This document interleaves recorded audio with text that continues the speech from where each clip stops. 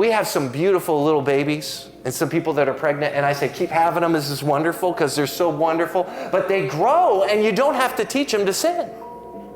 It's innate in them. You think how precious they are, but they have the sin nature in them, and they have a capacity to sin that's been passed down from person to person and generation to generation. And the reality is it's true. We all have heard of St. Augustine.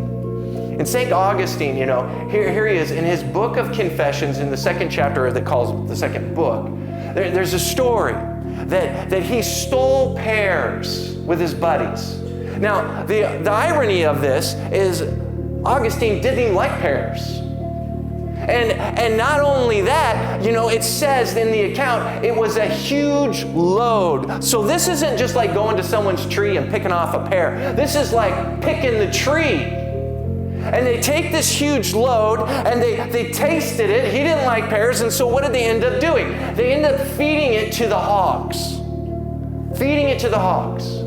And he writes of this account, and he says this, doing this pleased us all the more because it was forbidden. Such was my heart, having no inducement to evil, but evil itself. It was foul. And I loved it.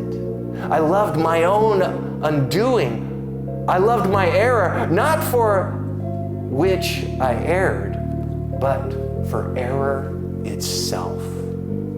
See, it was in his core. He loved the sin. He loved it at his heart. It was the cruelness. It was the reality of who he was in his character. And many of us, we forget, that's how I used to be. You still got it. It's still there. We forget this.